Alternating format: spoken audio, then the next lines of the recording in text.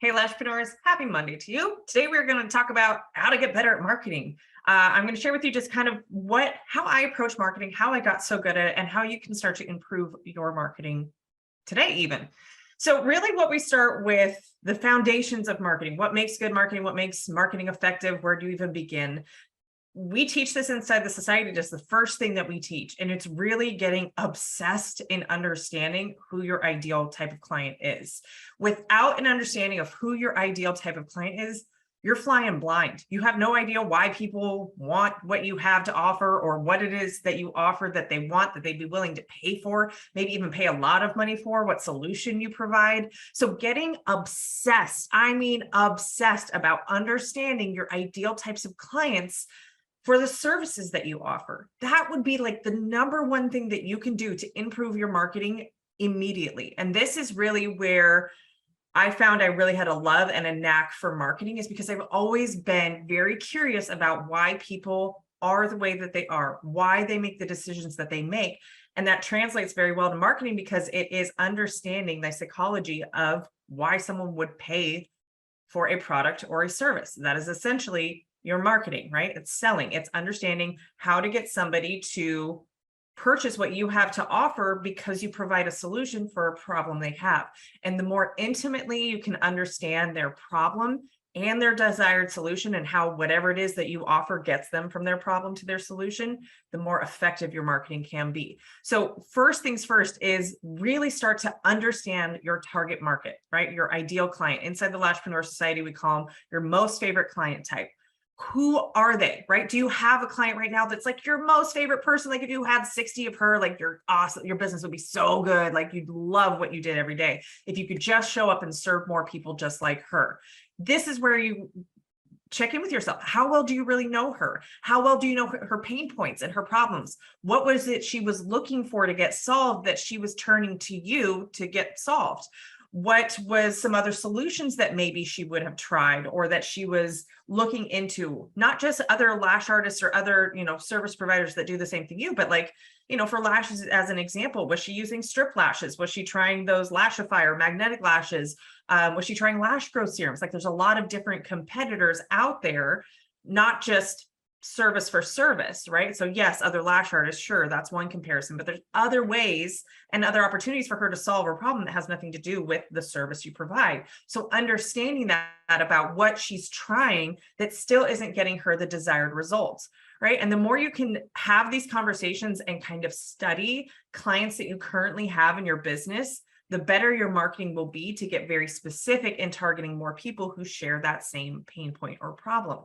They're really, especially for beauty services, pick one of your services. If you offer many different services, just pick one and think about the types of people that are really, really drawn to the service, that really benefit from it, that get the transformation, and just kind of narrow your focus in on how can I show up and serve them more? How can I communicate what it is that I do and educate them on what it is that I do, that type of person that has that type of problem would really be drawn to the solution or the service that I offer.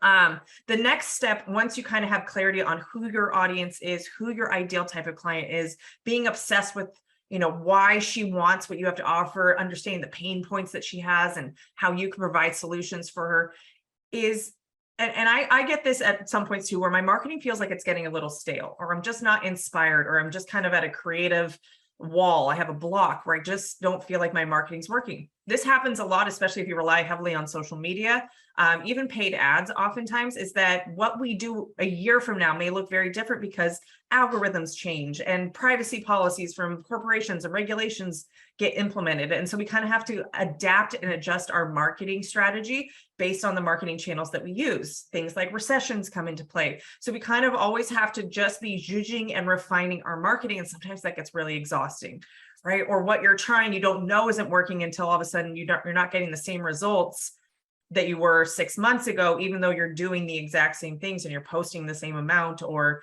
what you're doing just isn't as effective as it used to be. It's a totally normal experience. Can be very frustrating.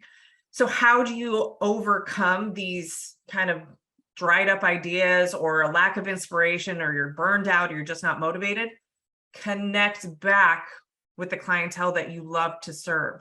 This is what I've done multiple times throughout the Lashpreneur is I will connect back to the audience I can help serve the most. When I shut down the business last year, I did this because I was feeling like, what is it people need from me at this point in time? Like it was post, we're still kind of mid-pandemic. And I'm like, how do I show up and serve these people? Where are their needs now? Could I adjust my offerings or my services to meet the needs of my audience who I still want to serve? I just, maybe the way that I was serving them a year ago looks different now, right? So can I get re-inspired and really connect back to people? Most of you got into the service-based industry because you wanted to help someone, right? You want to make somebody feel good about themselves or feel beautiful. When you can connect with an individual and understand that, especially if it's somebody that you've already created that transformation for, it will light a fire under you going, this is my purpose. This is who I'm here to help.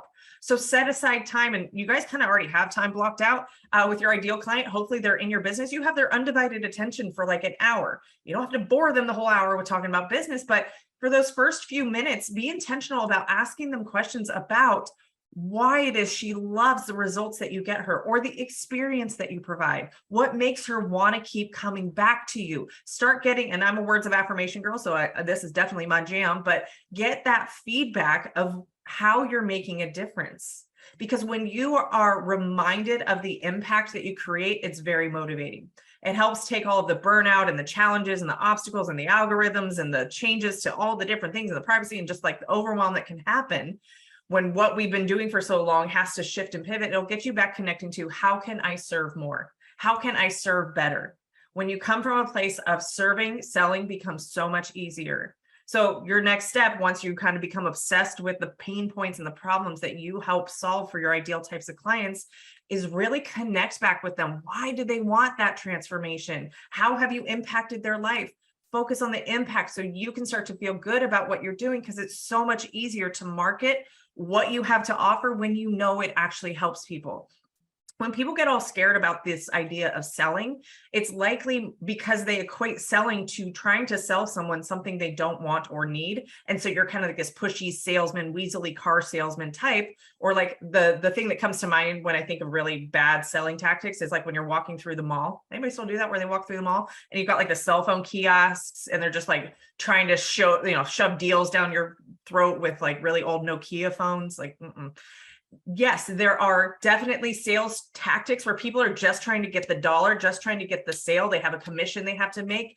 And so selling can sometimes feel really threatening to somebody who really just wants to help people. And they hate that selling helps them help people. So instead, change the words in your head from selling to serving. I did this and had my best month ever when we were launching our mastermind. I was like, I'm just here to serve these people. I'm going to detach from the sales component and the sales part of this process.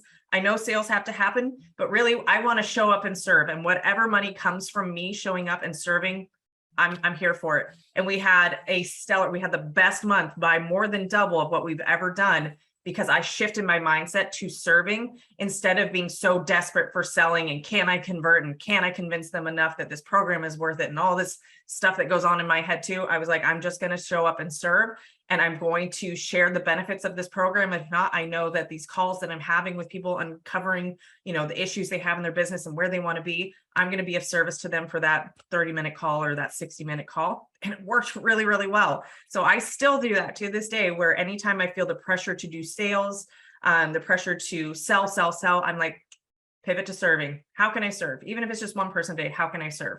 Even doing this podcast, how can I show up today as my best self to serve the one person that is going to be listening to this at this exact moment, right? So that really helps to shift your perspective around marketing to be less about you and less about your face on Instagram or doing reels or do you look stupid or not, and really focus on who can you connect with and who can you serve. Now, here's my third challenge, or my third thing, my challenge for you to really start to hone in and be intentional about the marketing that you're going to create after this episode. My challenge to you is I want you to write out, at least at a minimum, 5 reasons why someone would love to receive your lashes that you do or whatever services you offer. Why would they want to come to you? And if you don't know this, we got some problems, but you can always ask your clients, why did you choose me? Why do you like the results or the experience that I offer? But I want you to write down 5 reasons why someone wants to receive a service from you or your business if it's more than just you. Once you've written out those 5 reasons, so do bullet points, leave some space underneath the bullet points. I want you to start brain dumping all the different ways that you can say that one reason. So you've got 5 different reasons. And I'll give you an example here in just a second, but I want you to write down different ways that you can educate or say what that reason is. So yes, maybe the reason is, we'll use an example of you focus on natural lash health. And so that's kind of what your specialty is that you don't use extensions that are too heavy for the natural lash to support long-term. Maybe that's one reason why somebody would pick you. So you'll put that as your first bullet point. Then I want you to kind of just write down and just brain dump and have a running stream of thought of why that's important, why somebody would want to prioritize natural lash health, what you're seeing out there that is not prioritizing natural lash health. So maybe it could be, because I focus on natural lash health, my clients don't have to take a break from getting extensions because we're not doing damage to the natural lashes that the natural lashes need to recover from. Great, have that be one sentence. Maybe another example would be, my results tend to be very natural looking and flatter the client's natural beauty, not distract from it. Maybe another sentence could be, unlike a lot of lash artists in my area who do very dramatic and bold strip lash looks, I attract clients who don't wear a lot of makeup and prefer to enhance what they've got. Maybe my clients really like that their transformation really means that they have less stuff they have to do in the morning for their makeup routine. So it actually saves them time, that they end up wearing less makeup because they just need a little bit of eye enhancement for them to look and feel beautiful. And they don't need to do all the rest of the makeup stuff. So that could just be an example of, here's one reason and here's different nuances to it, or different ways I could describe that one reason. Because what you've done now is you have content. You now have ideas. Each one of those statements can be a sentence, or it can be a caption, or the starting of a blog post, or it could be topics that you go over in a reel or live. You know, if you're thinking about reels, think about your one reason as like the main topic of the reel, and then the bullet points, or kind of the different things that pop up on screen, are the other 2 to 3 sentences that you describe in more detail that one reason, right? So you can really be intentional about content creation and getting inspired when you're connected with your audience, if you know the pain points that they have and how your services provide a solution or a transformation to their pain points, that you get really connected with them so that you understand the impact that your solutions or your services provide for life. And then be intentional about setting aside time to really write out and think through, why would someone choose me? Now, if you struggled to come up with 5 reasons why someone would choose you, your marketing is going to struggle, because if you can't decide and figure out why somebody should choose you, how the heck are they supposed to know, right? So if you struggle to come up with 5 reasons why someone would choose you, I mean, if you're really effective at marketing, you could probably come up with 10, 20, 30, 40, 50 reasons why somebody would choose you.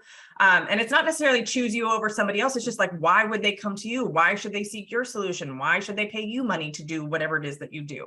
If you're struggling with that, your marketing is going to struggle, and your marketing is not going to be effective, and it's going to be very watered down. And chances are, if your marketing is very watered down and it doesn't really hit on any pain points of anybody, and it doesn't offer a transformation or a solution, then the only thing that you're going to get constantly from your audience is, how much do you charge? And are you the cheapest apple on the block when they're comparing you to other apples? If you get a lot of people who are asking you, do you offer deals, discounts, is because you don't know and you're not communicating what makes you different than everybody else, or why people should choose you, and why you're worth what you charge and the results and transformation you can get someone. And that is something that you can absolutely learn. In fact, I want to invite you to one of my free masterclasses. I have a fully booked overlook to fully booked masterclass, almost messed up the name there.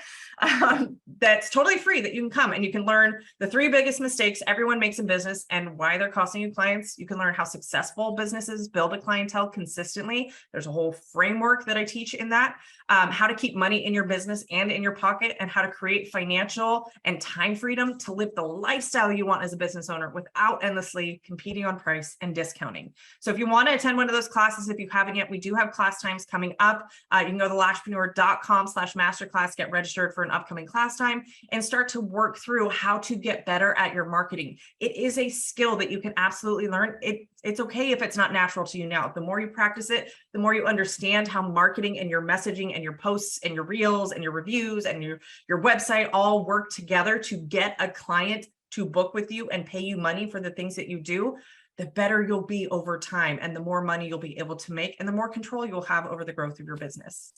All right, guys, that's all I got for you today. I'll see you next time. Have a good one.